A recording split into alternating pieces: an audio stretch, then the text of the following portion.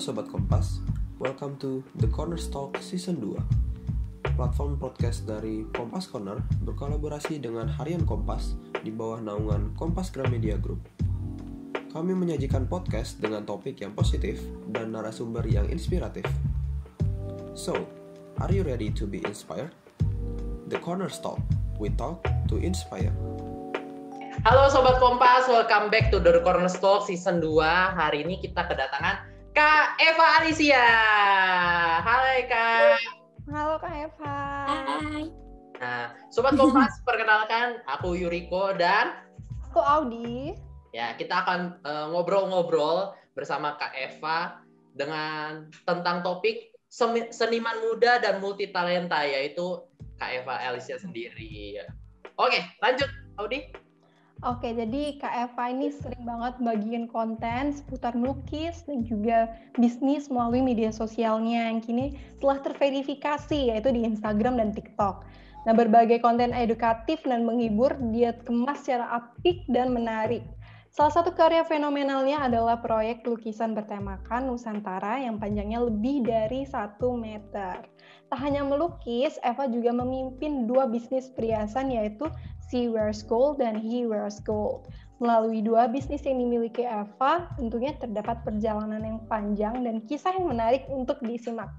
Kreativitas dan kegigihannya untuk terus berkarya dapat menjadi inspirasi untuk kita-kita semua. Oke.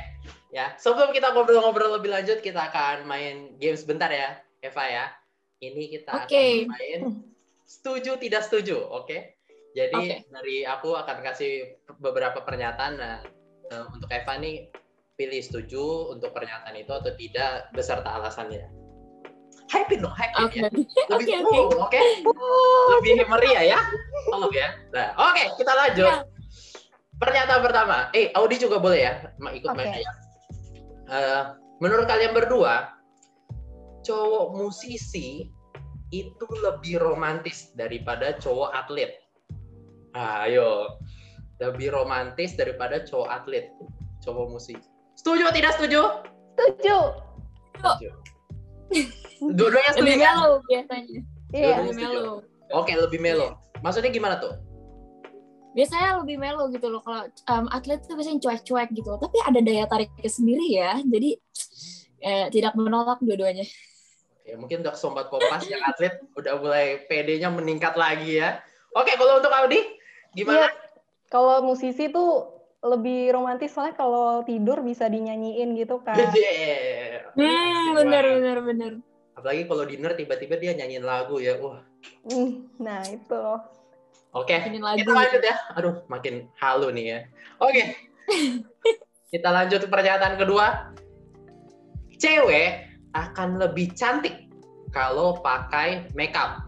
Setuju tidak setuju? Setuju. Oke, dua-duanya setuju lagi. Kenapa nih? Boleh nih, salah satu dari kalian. Kenapa? Soalnya Kak, ya makeup memang dipakai untuk mempercantik, untuk apa ya? Enhance gitu loh, untuk yang kita udah punya ditonjolin lagi gitu. Jadi ya definitely makin percaya diri juga. Kalau percaya diri biasanya terlihat cantik cewek-cewek tuh, bener kan? Tapi ada yang suka natural gitu loh. Yang itu mereka terberkati dengan muka yang sudah alaminya cantik banget. Jadi beda. Udah dari lahirnya itu kan. Oke, kalau Audi sama kah?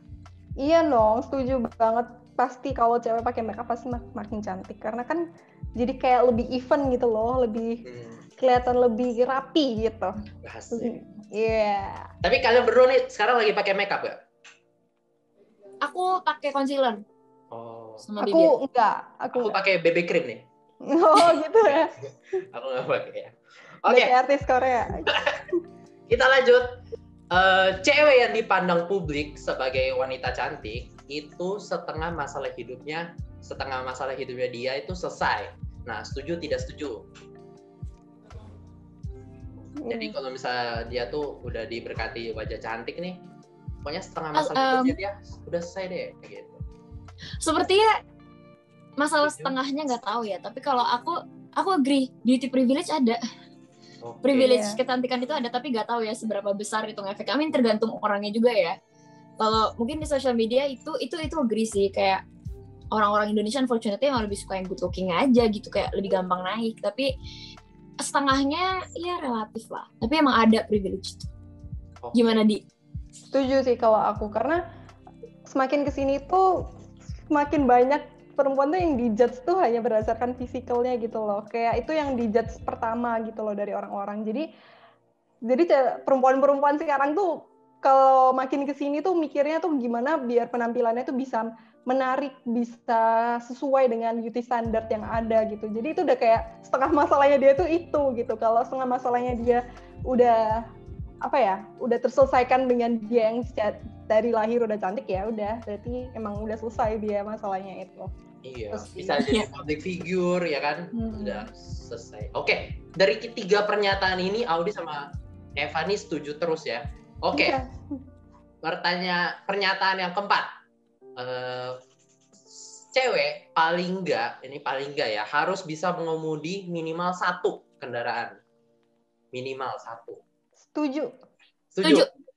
Oke, berarti dua-duanya nih Audi sama Eva bisa mengemudi kendaraan. Bisa, odong-odong. Bisa. Ya ampun. Sepeda. Iya, sama sepeda. Oh, tapi kalian ini ya, oke lah.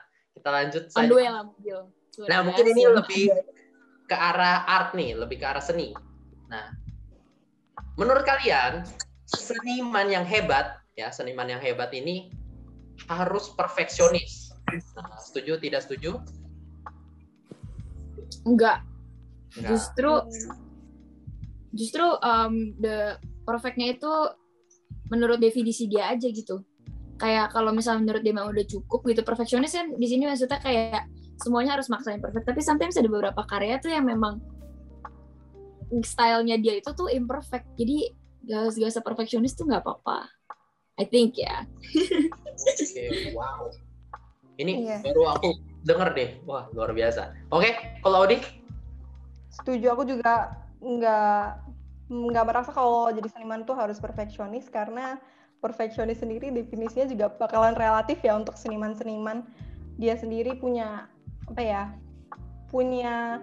rasa tersendiri gitu. Apakah ini hasil karya dia itu udah sesuai sama yang dia mau atau enggak, udah seperfect itu atau enggak gitu. Jadi kayak aslinya kurang bisa tolak ukurnya tuh beda-beda gitu deh. Jadi aku agreed. Oke, wow, luar biasa. Baru pernyataan kelima yang tidak setuju. Oke, kita lanjut pernyataan terakhir ya.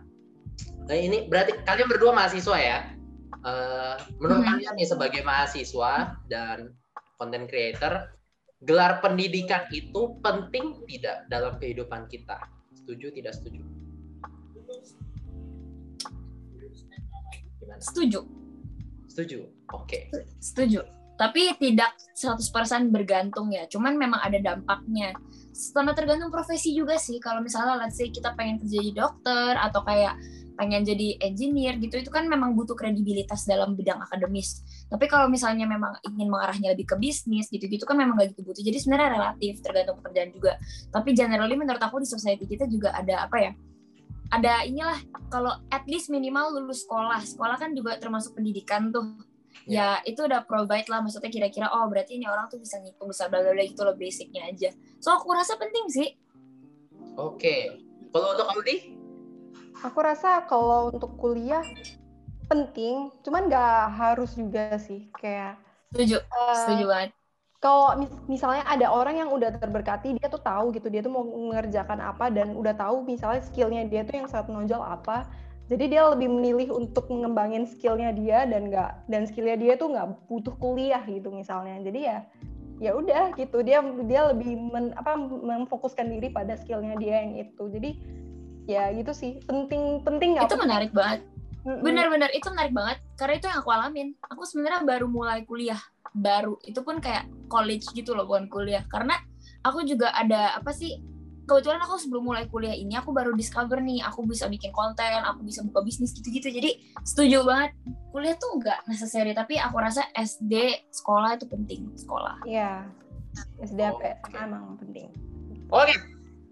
Tadi kita untuk pernyataan terakhir ini berkaitan banget dengan apa yang kita akan bahas, karena untuk Kak Eva sendiri sebagai content creator dan business owner, yaitu He Wears Gold dan She Wears Gold, betul ya? Betul. Nah, oke, walau pandemi mengobrak-abrik struktur kemapanan hidup manusia, nah produktivitas dan kreativitas tentu tidak boleh berhenti. Produktivitas melalui karya seni, berbisnis, dan menghasilkan konten kreatif dapat menjadi penggerak untuk membangkitkan semangat hidup dan menjadi solusi untuk meraih kegembiraan. Seni, bisnis, dan konten kreatif merupakan 3 kegiatan yang berbeda, namun bukan berarti mustahil untuk mencoba ketiga hal tersebut. Oke, nah untuk Eva sendiri selama pandemi ini, apa aja sih aktivitas dan kesibukannya? Jadi sebenarnya aku dari awal pandemi ini, aku gabut kan. Jadi awal-awalnya gabut, aku baru lulus sekolah tuh. Dan biasanya kalau orang lulus sekolah, biasanya mereka apa sih, kayak have fun, jalan-jalan sama teman-teman, tapi itu semua ditutup karena corona kan. Jadi aku lebih banyak spend time di social media, di mana aku bisa berkomunikasi sama mereka. Nah kebetulan banget aku stumble sama aplikasi TikTok. Nah dari situ tuh aku mulai kayak iseng-iseng lah, awalnya sebagai konsumen doang, tapi abis itu lama-lama aku jadi bikin konten juga. Terus kalian juga, aku waktu itu lagi mulai bisnis tuh, aku lagi mulai bisnis aku, She Wears Gold, dan aku juga share ilmu-ilmu yang aku tahu lah tentang marketing di Instagram gitu-gitu, karena sebenarnya sebelum She Wears Gold aku udah pernah bikin 2 bisnis lagi. Jadi aku ngeliat TikTok kayak opportunity aja sih buat sharing, dan ke bawah aja ngurusin bisnis sambil bikin konten dan sambil jalanin hobi aku juga, karena kan lagi lockdown nih ya, melukis gitu. Dan syukur banget banyak yang tertarik dan akhirnya jadi content creator gitu. Wah, oke. Berarti Eva nih naiknya gara-gara TikTok ya, dari platform TikTok? Iya, benar, dari TikTok dulu awal-awal. Itu baru ke Instagram. Oke, boleh diceritain sedikit gak tentang bisnisnya He Wears Gold, She Wears Gold? Gitu. Oke. Jadi She Wears Gold sama He Wears Gold itu dua line perhiasan custom. Jadi satu buat cewek, satu buat cowok. Yang She Wears Gold ini yang pertama yang aku buatnya dari awal tahun 2020, Januari 1, bener-bener Januari 1. Dia tuh fokusnya jualan perhiasan yang customizable nih, kayak gini nih, bangle kayak gini nih, kalian bisa tulis nama, kalian bisa ukir di bagian dalamnya juga, kalung-kalung bisa di custom huruf, custom simbol gitu-gitu. Dan aku fokusnya sih bikinnya produknya tuh yang jewelry-nya long lasting, timeless. Jadi dia tuh bahannya anti karat, terus packagingnya juga bagus supaya cocok untuk jadi kado. Jadi kalau misalnya dijadiin gift itu nggak malu-maluin gitu, karena aku emang idenya untuk bikin She Wears Gold. He Wears Gold itu gifting company gitu loh, jadi untuk kasih ke orang. He Wears Gold sama, tapi lebih fokus ke perhiasan cowok gitu. Oke. Nah untuk Eva sendiri nih, menurut Eva pandemi ini menjadi suatu krisis atau peluang untuk produktif, untuk bisnis atau untuk konten mungkin? Bisa dilihat dari 2 sisi sih, karena kalau aku bilang ini purely peluang, itu insensitif kayaknya ya, nggak peka gitu. Karena banyak orang juga lagi struggling dengan pandemi ini, entah bisnisnya atau kayak dengan kondisi kesehatan gitu, mental juga pasti efek. Ada sisi krisisnya, tapi at the same time juga ada sisi peluang in terms of berapa lama waktu yang kita bisa investasi ke diri kita sendiri selama lagi di rumah. Contohnya kayak banyak banget teman-teman aku yang sekarang tuh udah di rumah, gak tau mau ngapa-ngapain, mereka upgrade diri sendiri mereka. Aku juga pun belajar upgrade sendiri, misalnya belajar bahasa baru, cari hobi baru gitu loh. Situ tekanin di sosial media, mulai bisnis gitu-gitu. Jadi aku rasa bisa dilihat dari 2 sisi, tapi kita gak peka juga loh ke situasi krisisnya gitu. Makanya penting banget in this pandemic itu buat saling saling membantu lah, saling aware, saling acknowledge kalau misalnya memang ada yang lagi struggling gitu. Kita gak boleh kayak, oh lagi struggling gitu, gak kayak si bla bla bla, dia tuh bla bla bla. Semua orang ada experience-nya sendiri, ada banyak circumstance di hidup mereka yang definitely nggak sama gitu loh sama semua orang. Jadi ya pandemi ini both a blessing and a curse lah menurut aku. Saling appreciate each other aja. Oke. Nah, Eva kan udah aktif banget di media sosial. di TikTok, Instagram buat hasilin konten, tapi sekaligus juga sambil berbisnis nih. Yang bisnis He Wears Gold dan He Wears Gold ini. Apa aja sih tantangannya itu dalam menjalankan bisnis sekaligus berkonten nih di media sosial? Oh, oke. Ini pertanyaan yang sangat relevan sih. Pasti teman-teman di sini juga pada struggle sama time management dong pasti, apalagi kan teman-teman aktif nih di Kompas Corner juga nih. Terus sama kayak jadi udah ambil belajar, mungkin teman-teman di sini mahasiswa juga, ya kan? Mahasiswa juga. Iya pasti struggle lah. Ya sama sih kurang lebih, meskipun aku juga baru mulai kuliah, struggle aku mostly time management gitu loh, karena dua-dua bisnis ini tuh propeller utamanya itu aku. Jadi kalau aku select ya pasti definitely harus korbanin salah satu gitu. Jadi menurut aku problemnya di time management sih mostly, dan juga kayak ekspektasi orang-orang sih, karena as a content creator yang udah ada platformnya ya, yang aku belajar tuh lama-lama it's less about creating content untuk kebahagiaan diri sendiri, tapi lebih untuk ngebahagiain orang lain, dan itu menjadi seperti beban gitu loh, jadi tekanan. Kayak sama halnya seperti kalau kita jadiin hobi sebagai kerjaan atau passion sebagai kerjaan, jadi lumayan susah untuk kita ketemu another outlet untuk kita berekspresi gitu loh. Sometimes aku pikir dulu tuh aku menggunakan lukisan itu sebagai media di mana aku bisa happy gitu, relax at the end of the day. Tapi semenjak aku jadi content creator, aku jadi ngelukis aku asosiasikan dengan pekerjaan. Jadinya itulah sebuah disparity yang masih sampai hari ini aku trying to piece together gitu, coba di balance. Oke, ini gitu agak berbeda nih ya. Biasanya kan passion jadi buat kita fun, tapi ini jadi mungkin kalau aku dapetin iya sih, kadang tuh kita jadi kecapean karena untuk memenuhi ekspektasi orang lain.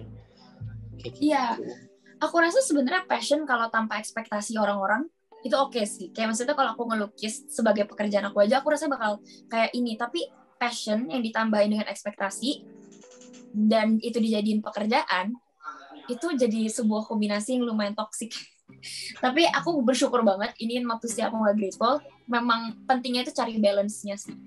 Butuh waktu untuk reflect, butuh waktu untuk kayak ya benar-benar be there gitu loh, be present in everything. Gitu guys. Oke, nah kalau misalnya kita melihat kembali artikel di kompas.id pada 2 September 2019 tentang gerilya anak muda melalui karya. Nah, menurut Eva nih, apakah karya seni yang dihasilkan oleh seniman itu perlu dipamerkan secara gerilya atau lebih baiknya tuh dalam bentuk edukasi? Di elaborate lagi dong, maksudnya kayak gerilya tuh kayak gimana? Misalnya kayak mungkin dipamerkan di pameran, pokoknya dia karya tuh harus dipamerkan gitu. Tapi kan kalau misalnya untuk edukasi mungkin lebih dijelasin detail-detailnya, lebih cara bikinnya kayak gini nih gitu. Oh, jadi entah itu di pameran atau lebih ke edukatif gitu ya. Iya. Aku rasa sih yang dibutuhkan ya, ini aku ngeliat sebagai lensa content creator art aja, dan dimana aku juga ada purpose melalui art aku kan pengen edukasi tentang budaya Indonesia ya. Jadi aku mungkin lebih condong ke edukatif gitu. Tapi itu hand in hand lah, kayak kita menggunakan konten edukatif dan sosial media untuk mengenalkan dulu nih kira-kira lukisan ini tentang apa. Kita kan harus kenalin dulu ke orang-orang supaya mereka bisa apresiasi. Nanti kalau mau dipamerin itu biasanya hand in hand gitu loh. Kayak kemarin nih, aku kan lagi bikin project lukisan 30 meter kan, yang lagi membahas tentang Nusantara. Kayak aku kenal budayanya satu-satu. Banyak orang jadi malah excited untuk melihat itu, dilihat beneran gitu loh, untuk mereka foto-foto. Misalnya banyak yang bilang kayak Kak, ajang di Museum Gajah gitu, atau di Museum Macan gitu, supaya mereka bisa datang dan mereka bisa lihat. So I think hand in hand ketika kita bisa kenalin artwork itu ke orang-orang dan merasa mereka bisa relate dengan artwork itu atau ngerasa ada manfaat lah dari artwork itu, lalu kita mau pamerin, itu akan efeknya lebih bagus lagi. Soalnya aku rasa kalau cuma dipamerin aja, maybe akan kurang efeknya, apalagi lagi pandemi kayak gini kan. Jadi ya gitu guys, itu menurut aku. Ada pendapat lain kan? Kita bisa obrolin. Kalau aku sih emang merasa kadang bingung gitu ya kalau aku datang ke pameran seni, terus kayak apa ya, mungkin beda-beda ya. Ada yang pameran seni yang emang cuma dipajang-pajang aja, terus penjelasannya itu kayak singkat-singkat banget gitu. Jadi kayak kurang paham gitu. Maksudnya apa ini dia kayak di baliknya ini tuh ada apa aja gitu. Strugglingnya senimannya itu buat itu tuh apa itu kayak kurang kena aja sih. Tapi kalau kayak konten creator kayak Eva ini, yang aku juga nonton beberapa TikToknya itu kayak menurut aku edukatif banget, kayak bener-bener apalagi proyeknya yang Nusantara itu dijelasin satu-satu budayanya. Aku jadi wah bagus banget, kayak lukisannya tuh bagus banget dan juga dikasih tahu gitu loh kayak budayanya ini tuh gimana. Jadi kayak tahu secara detail gitu. Terima kasih loh ditonton. Iya, aku juga. Soalnya kayak banyak banget kan. Iya, kayak kita banyak banget pergi ke museum terus kita ngelihat artwork gitu, kayak cuman mungkin goresan satu tipis gitu, kita nggak ngerti apa artinya, tapi sebenarnya ada banyak makna gitu loh, ada banyak, misalnya ada background story-nya nih. Misalnya waktu itu tuh aku pernah datang ke satu pameran, dia tuh ada satu artwork yang memang kesannya simple banget, tapi ternyata ada cerita lebih dalam dari belakang itu. Ternyata itu artwork yang dibuat oleh senimannya ketika senimannya lagi mental breakdown. Jadi kurang lebih itu tuh gambaran isi otak pikiran seseorang yang sedang mengalami mental breakdown. Itu kan jadi provide konteks gitu loh, sebuah background yang bisa bikin orang-orang merasa lebih apresiatif terhadap seni. Dan itu menurut aku lagi kurang banget sih di industri seni in general. Konten edukatif yang bisa hand in hand sama pameran seninya. Aku rasa kalau di museum bisa di-create kayak hal-hal yang lebih bisa connect lah, entah itu booklet, entah itu cerita atau film, atau seperti audiobook yang bisa orang-orang jalan sambil ngeliat artworknya. Itu oke banget gitu. Betul. Fix, nanti malam aku nonton. Nonton dong. Belajar budaya sekalian. Luar biasa sekali ya. Oke. Terima kasih. Nah, bagaimana anak muda dapat memulai membuat konten yang bermanfaat melalui media sosial? Oke. Jadi kayak content creator gitu ya maksudnya? Iya. Untuk jadi content creator. Oke. Bermula dari, biasanya sih dimulai dari apa yang diri mereka sendiri passionate about. Biasanya purpose, biasanya kalau aku bilang tuh sebuah goal yang lebih besar daripada diri kamu sendiri. Entah itu hal-hal yang bikin kamu kayak merasa tergerak gitu. Maksudnya lebih dari diri sendiri tuh bukan cuma hal yang bikin kamu happy, tapi yang berdampak ke orang lain. Misalnya, ada temen aku yang dia itu sangat-sangat heavy, maksudnya sangat-sangat condong ke arah family balance gitu loh. Misalnya kayak tentang kayak anak-anak broken home gitu-gitu. Dia tuh punya banyak perasaan terhadap itu karena dia sendiri juga anak broken home. Bisa lah bikin konten yang edukatif, sharing pengalaman, provide platform dari pengalaman diri sendiri yang kita ngerasa tuh udah kuat gitu loh tentang itu. Bisa apa aja, bisa tentang misalnya lingkungan hidup atau apa gitu. Atau misalnya dari hobi kamu aja juga bisa dijadiin bermanfaat. Misalnya kayak contohnya kakak aku tuh dia hobi banget sama golf. Dia bikinlah konten-konten yang seputar golf yang kita suka dan yang kita pengen sharing ke orang-orang. Itu harus menjadi dasar dari konten bermanfaat yang kita bikin. Karena kalau kita paksain sesuatu yang kita nggak truly connect with gitu loh, itu biasanya satu, hasilnya gak genuine. Dua, untuk mempertahankannya juga susah gitu loh. So start with the why gitu loh. Kira-kira apa yang bikin kamu tuh merasa tergerak, pengen jadi orang yang dikenal untuk bikin impact apa? Itu sih. Wow. Ini aku pernah dengar deh, kalau misalnya kita why-nya udah dapet, pasti how-nya tuh lancar. Gitu. Benar banget. Itu aku baru experience recently. Kayak benar-benar baru keluar dari fase down aku tuh sebulan yang lalu. Jadi sebulan yang lalu, kayak bulan April ya, konten aku sebelum April sampai sebelumnya, aku bisa safely say aku gak terlalu bangga dengan itu. Aku gak suka kalau ada orang mainin konten aku di depan aku gitu. Aku gak tahu, gak suka aja, gak suka dengan diri sendiri, gak suka apa. Padahal tuh sangat kontradiktif kan. Maksudnya harus aku bangga gitu loh. Harus aku bisa dengerin diri aku sendiri dan aku bangga dengan itu. Sedangkan yang aku banggain itu cuma satu. Dari setahun bikin konten, aku cuma bangga tentang satu project. Yaitu kemarin aku udah bikin lukisan dan aku berhasil lelang lukisan itu sampai 30 juta untuk NTT. itu aku happy banget, dan aku jadi ask myself gitu loh, selama ini bikin konten tuh untuk diri sendiri atau kayak untuk follower, untuk likes, atau bermanfaat gitu. Dan di situ aku ketemu why dan purpose aku tuh ternyata suka banget kalau konten aku tuh bisa berguna untuk orang lain, entah itu bermanfaat untuk edukasi atau sebagai donasi. So aku shift konten aku. Kalau kalian lihat TikTok aku juga scroll ke bawah pasti beda banget. Aku baru mulai dari 2 bulan lalu, aku benar-benar fokusin di konten yang sifatnya edukatif, karena why-nya udah dapet why-nya tuh. Oke, nah menurut Eva nih, bagaimana langkah yang bijak untuk membuat konten yang edukatif tetapi tetap sesuai minat yang membuatnya? Apakah harus sampai ketemu dana umum 3 langkah? Ketemu apa? Sorry. Enggak bercanda. Waduh. Dana umum, ini tadi monopoli. Iya. Kayaknya beda nih mainannya. Aku mainnya monopoli. Tahu dah. Aku tahu tadi makanya kayak apa? Ulang lagi. Ya, itulah. Langkah yang bijak untuk membuat konten yang edukatif tuh gimana? Tetap sesuai dengan minatnya. Sesuai dengan minatnya ya. Jadi pertama-tama I think kita harus lihat dulu kurang lebih audiens yang pengen kamu tarik tuh kurang lebih kayak gimana. Pelajarin dulu mereka tuh butuhnya tuh apa, cara komunikatifnya tuh kayak gimana gitu loh.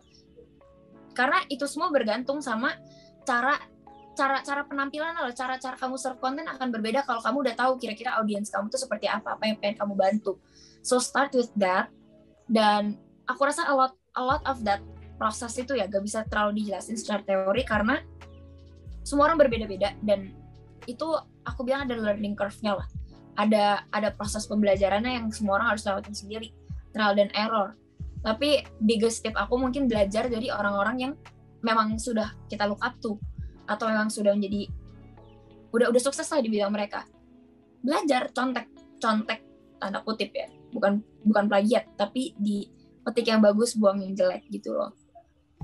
Jangan takut buat contek sih menurut aku. Oke.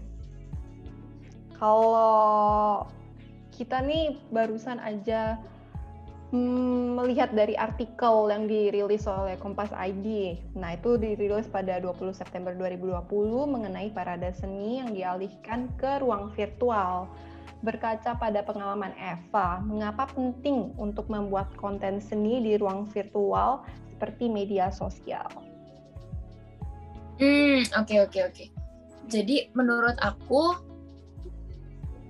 anak muda zaman sekarang ya, apalagi lagi di pandemi, 90% waktu kita bersosialisasi sekarang itu di social media. So, what better way buat kita promosiin artwork kita kalau enggak di social media? Itu aja sih, ngelihat berapa banyak waktu dari kita spend. Itu, dan kita ya, secara anak muda ya, generally kita tuh generasi yang suka segala hal instan. Kita suka segala hal yang sistemnya kalau kita bisa dapat cepat, kita pengen gitu loh. Gak pengen baca buku, kalau bisa nonton filmnya, kita nonton filmnya. So, di social media tuh udah prime for it gitu loh.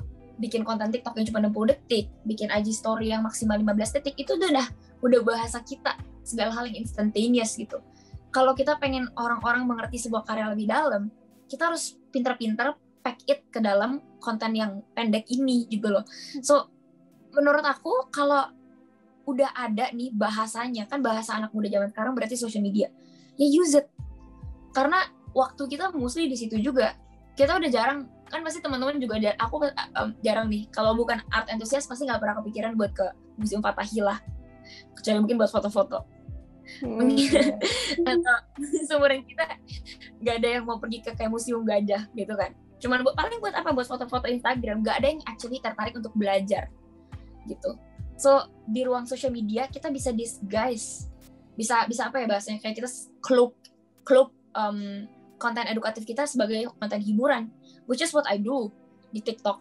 Aku bikin itu kelihatan kayak fun, but it's actually educative gitu loh. So itu sih benefitnya. Oke, berarti emang penting banget ya kalau kita tuh sekarang bisa manfaatin media sosial secara maksimal dan secara positif, karena ya itu emang udah tempat kita sehari-hari, udah tempatnya semua anak muda di situ sekarang kan. Iya. Dan menariknya tuh bisa membungkusnya dengan konten yang interaktif, konten yang fun. Itu hebat sih. Wow. Ya pelan-pelan Li, ada learning curve-nya lah. Nggak semuanya langsung instan juga kok. Kan aku juga baru belajar. Oke. Nah, tadi kan salah satu tantangan Eva nih untuk sebagai mahasiswa, content creator, dan business owner tuh untuk membagi waktu. Nah, kalau boleh tahu nih untuk kasih tahu Sobat Kompas mungkin cara bagi waktunya gimana? Karena hektik banget dan padat banget ya kan? Jujur banget aku juga masih struggling guys. Ada orang bagi waktu buat konten sama bisnisnya ya. Iya, ini kan podcast kan bahkan dengar anak muda juga. Relatable lah. Kalau mungkin kalau di webinar talk show gitu ya, kalau aku lagi isi webinar aku kayak ya ada teknik ini teorinya, tapi honestly struggling juga. Jadi emang realistis aja sih, gak I haven't had it all figured out, tapi I guess ada beberapa teknik yang memang membantu aku. Contohnya sih kalau di aku sih planner. Nah, aku tuh personality type-nya tuh ENFP extrovert, and gitu-gitulah. Dan itu tuh benar-benar kita tuh tipe yang bosenan. Aku nggak tahu mungkin teman-teman di sini ada banyak yang dengerin gitu juga relate lah kalau planner tuh gak bisa konsisten karena gampang bosen. Jadi yang aku lakukan itu, aku bikin planner di banyak tempat. Jadi nih, kalau kalian bisa lihat, itu planner di tembok aku. Terus ini kalian lagi di iPad aku. Ini juga ada planner di sini. Di sini aku juga ada planner. Di sini aku juga ada planner. Aplikasinya semua berbeda-beda, tekniknya berbeda-beda. Jadi aku cari cara untuk distract diri aku biar aku nggak jenuh. Gitu loh. Aku juga ada notebook planner tuh, udah berapa tipe tuh? 5. Jadi let's say aku udah jenuh di planner ini, aku pindah ke planner lainnya. Karena kalau kita asosiasikan sebuah benda dengan stres, itu gak akan produktif. Karena setiap kali kita ngeliat HP, setiap kali aku lihat notifikasi, aku pikir langsung kerjaan gitu loh. Kalau kita bisa constantly switch, pivot kayak gitu, it's gonna be easy. Ini buat orang yang gampang bosenan ya. Tapi generally kalau misalnya orang-orang yang gak gitu gampang bosenan, aku would say the best effective time management skill yang aku belajar itu learn to prioritize. Prioritize ini tuh gak cuman kayak hal-hal yang harus aku kerjain besok, tapi benar-benar pikirin di otak kamu, ini tuh urgent, bisa ditunda. Ada 4 elemen. Urgent, bisa ditunda. Terus abis itu penting dan gak penting. Itu 4 kalau nggak salah ada diagramnya gitu deh. Kalian bisa search namanya kalau nggak salah kayak productivity timetable atau apa gitu. Dan kalian slot kerjaan kalian tuh kira-kira yang penting dan gak urgent apa, yang penting dan urgent apa, yang gak penting dan gak urgent tuh apa. Jadi kayak bener-bener ngerti gitu loh apa yang harus kamu lakuin untuk keesokan harinya. Aku biasa planning malam-malam sebelum tidur, and when I wake up aku udah ngerasa kayak I have my day together gitu loh. Dan jangan, pentingnya ya, I think a lot of it juga harus jangan terlalu bite more than you can chew. Maksudnya jangan ngunyah terlalu banyak daripada yang kamu bisa punya gitu loh. Jadi take things slowly. Kayak workout aja deh. Kalau workout kita kan gak bisa angkat beban 30 kilo langsung kan. Kita pelan-pelan. 2, 3 gitu. Sama. That's the thing with timetable. Aku rekomendasiin buku Atomic Habits untuk kalian yang pengen belajar time management skill dan kayak prioritizing lebih baik tuh. Atomic Habits bagus banget. Apalagi banyak sih. Pelan-pelan aja. Tapi know that you're growing. That's what I think. Gitu. Oke, jadi ada 2 Sobat Kompas, yaitu planner, terus distract ya, switch, asik. Ya. Terus juga yang tadi lebih ke prioritas, kalau misalnya nggak mudah bosen. Seperti itu, Eva? Betul. Kalian pakai planner nggak? Aku punya. Aku lebih ke schedule sih, bukan planner. Menarik banget. Jadi kayak pakai waktu gitu ya, based on waktu. Iya. Salut sih, kamu konsisten banget. Aku nggak bisa sih. Kamu gimana, Di? Bisa nggak? Kalau aku juga pakai planner. Aku ada yang kayak bentuknya agenda bulanan gitu, terus aku tulis satu-satu di dalam hariannya gitu. Sama kalau misalnya aku nggak tulis di planner itu, biasanya aku taruh di HP sih. Kayak aku buat checklist-checklistan gitu, apa aja yang harus diselesain hari ini gitu. Tapi kayak kalau caranya Eva tuh menarik banget sih buat orang yang bosenan. Iya, aku benar-benar baru tahu aku kayak ada orang yang kayak gitu ternyata. Dan dan itu efektif ya di kamu ya? Oh, efektif banget. Jadi benar-benar harus alert gitu loh ketika kalian udah ngerasa, oh my god, planner aku yang di laptop udah aku selesaikan dengan stres. Oke, kita pindah ke planner ini. Oke, kalau ini udah dia selesaikan dengan stres, besok pindah lagi ke iPad gitu loh. Jadi it's always fresh, it's always moving. Hari ini aku lagi pakai yang ini nih, makanya lagi penuh. Gitu. Menarik pindah aja. Baru kali ini. Aku bahkan aku pernah pakai Google Sheets loh guys buat planning diri aku. Aneh banget kan, buka Excel buat planning hari, terus pindah ke Docs. Aku bahkan pernah coba PPT. Kalian bayangin saking. Oke. Itu membantu banget. Semua platform ya.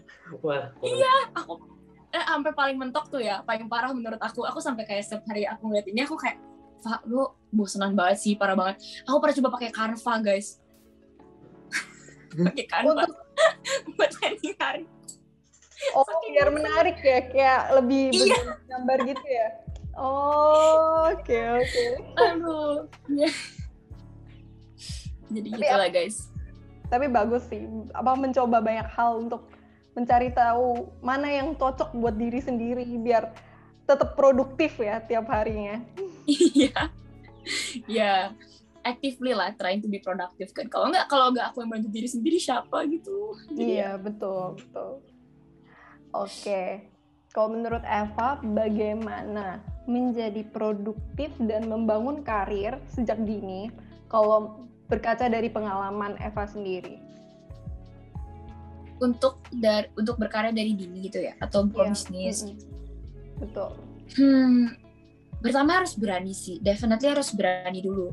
Karena I feel like banyak dari kita itu takut untuk memulai di usia yang dini karena satu, mungkin takut diremehin. Dua, mungkin pikir kalau kita belum terlalu matang untuk memulai itu. Banyak teman-teman aku yang bilang kayak, oh kalau memulai bisnis tunggu selesai kuliah dulu aja gitu. Atau misalnya kalau misalnya pengen jadi content creator, tunggu waktunya senggang, tunggu aku bla bla bla supaya aku bisa memulai ini. Padahal gak ada garansi ketika kamu udah sampai di titik itu, kamu udah siap. Karena sebenarnya kesiapan itu datang dari diri kamu sendiri, gitu loh. Jadi I feel like yang aku rasa pengen aku bantu teman-teman juga itu realize potensi bahwa kamu udah tahu kamu ada potensi untuk sukses di bidang ini.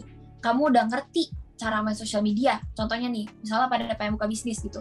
Udah ngerti cara main sosial media. Kita Gen Z, kita tuh generasi yang bahasanya kita tuh bahasa sehari-hari itu digital. We know social media better than any other generation. Generation di atas kita nggak lebih jago teknologi dari kita. Kita umuran kita tuh udah banyak yang jago coding, udah kayak we have it all figured out. Kita juga udah aware sama tren-tren sekitar kita gitu loh.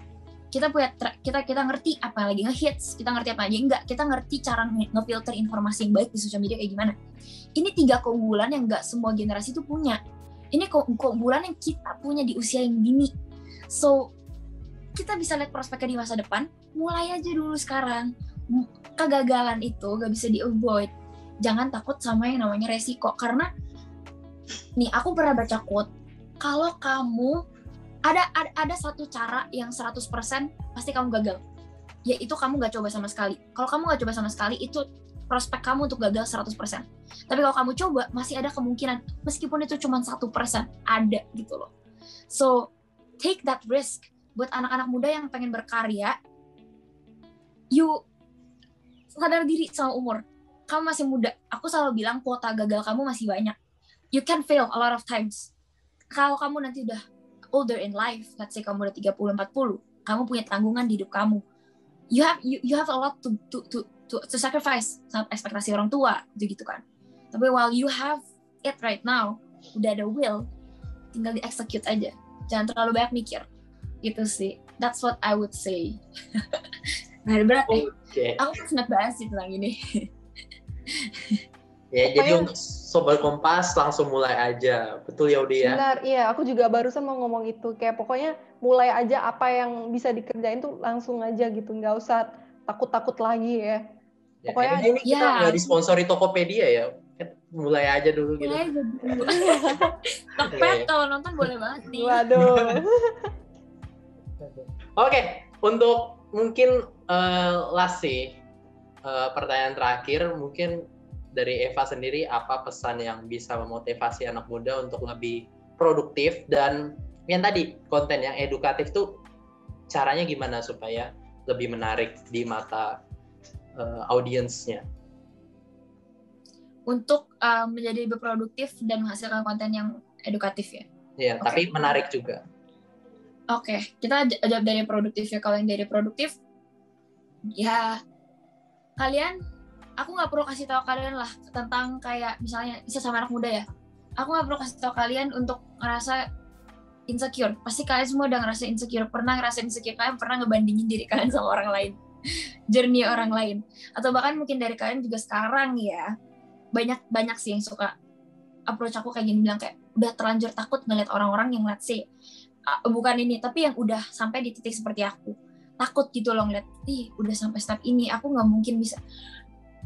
Aku ada benefit memulai 1 tahun lebih dulu. Kamu ngeliat aku sekarang udah settle, udah ada ritmenya, udah ada journey lah. 1 tahun nggak mudah, 2 tahun actually, 2 tahun gitu membangun ini. Dan aku juga ada banyak kegagalan sebelumnya. Aku bikin bisnis 2 kali gagal.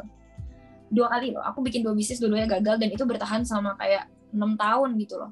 Gagal terus aja. And dilihatnya cuma enak-enaknya. Kalau kalian pengen achieve something in life, harus ngelewatin itu dulu gitu loh. Dan kalau kamu cuma kerjanya setiap hari ngerasa kamu less than dari orang itu, dan kamu nggak coba take small steps, dari misalnya hal-hal kecil lah, seperti contohnya ini kayak gini. Kalau aku dulu ya, ketika mau mulai journey aku taruh mindset kayak gini. Aku pengen jadi orang sukses. Kira-kira morning routine orang sukses tuh seperti apa? Apakah dia tipe orang yang kalau misalnya bangun tuh jam 11 siang? No. Pasti orang sukses gak kayak gitu. So I start waking up at 8. Aku bangun jam 8. Gitu. Orang sukses tuh kegiatannya ngapain sih kalau misalnya siang-siang? Apakah lagi rebahan, pesen boba? Kayaknya enggak deh. Kayaknya orang sukses bakal take care of her health.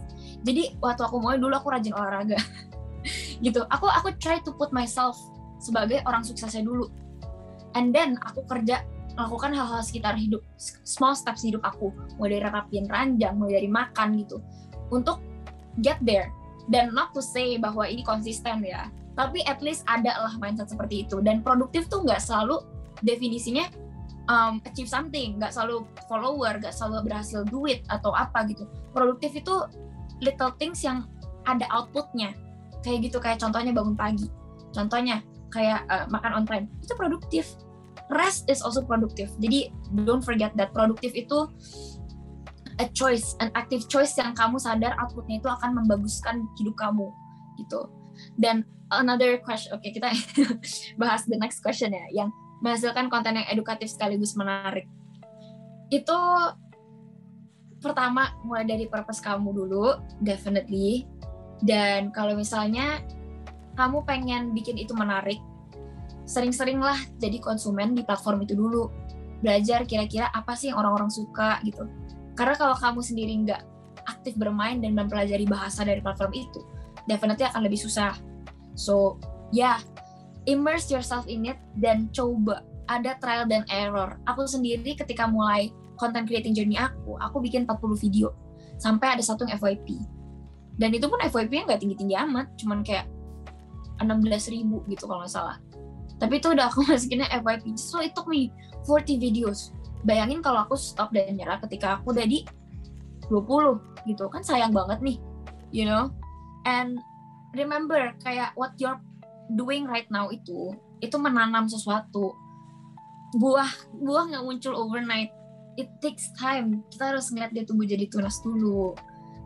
Hama, pestisida, sampai akhirnya berbuah gitu. And it's all gonna be worth it. So, buat teman-teman yang pengen coba jadi content creator atau jadi pebisnis, now is the right time. You don't have to have it all figured out. Gak usah 100% langsung get in the rhythm. Itu proses juga. Tapi yang pasti 100% gagal itu kalau kamu gak coba. Dah, gitu. Jangan. Oke. Gimana deh? Ada yang mungkin kamu dapatkan? Memotivasi banget sih semua yang disampaikan sama Eva dari awal sampai akhir. Karena aku passionate banget ya. Iya, karena aku juga pernah dengar gitu kalau emang di usia-usia yang kita sekarang, generasi kita ini udah paling tepat itu berkaryanya tuh ya di media sosial, di antara Instagram, TikTok, YouTube, dan jangan malu gitu. Apa yang kita punya, apa skill yang kita punya itu di-share secara positif gitu. Dan aku rasa itu juga apa ya, relate banget di aku gitu, karena kadang kalau aku mau share kelebihanku nih, ke apa skillku yang aku punya itu, aku kadang mikir gitu, terus takutnya aku dikira sombong, dikira aku terlalu berlebihan, kayak gitu-gitu. Itu pernah banget aku rasain. Iya, ngerti banget. Ngerti banget. Iya. Apa insecure untuk memulai itu kan? Itu ada di semua orang pasti. Ada lah, urat malu kita tuh harus putus. Kalau pengen maju, putusin dulu urat malu. Tapi itu relevan banget sih. Aku juga relate banget. Dan kalau dari aku ya, kayak tip mungkin dari aku buat teman-teman yang juga struggling ya, kayak aku dulu pas di posisi itu gak ada yang bisa rubah mindset aku sih. Kayak aku tetap akan bermindset, semua orang akan tetap judge aku, no matter what, aku bakal malu. Aku ngerti banget gitu loh, kayak no matter what lah, mau orang ngomong apa pasti gak dengerin. Tapi gini, ini ada satu mindset yang merubah aku. Ada dulu mentor aku pernah bilang kayak gini, dan papa aku juga pernah bilang, mereka kasih kamu makan nggak? Mereka bayar listrik kamu nggak? Kamu kulitnya makin bersih nggak kalau dengerin opini mereka? Dan kayak kalau kamu udah maju, nanti yang bakal nyesel gak mulai duluan siapa? Mereka gitu loh. Asal opini mereka itu paling berapa detik? 5 detik, 15 detik. Misalnya mindsetnya kayak gini, Eva alay. Oke. Gak nyampe 3 detik tuh tadi, Eva alay. Udah, the rest of the day mereka fokus sama diri sendiri.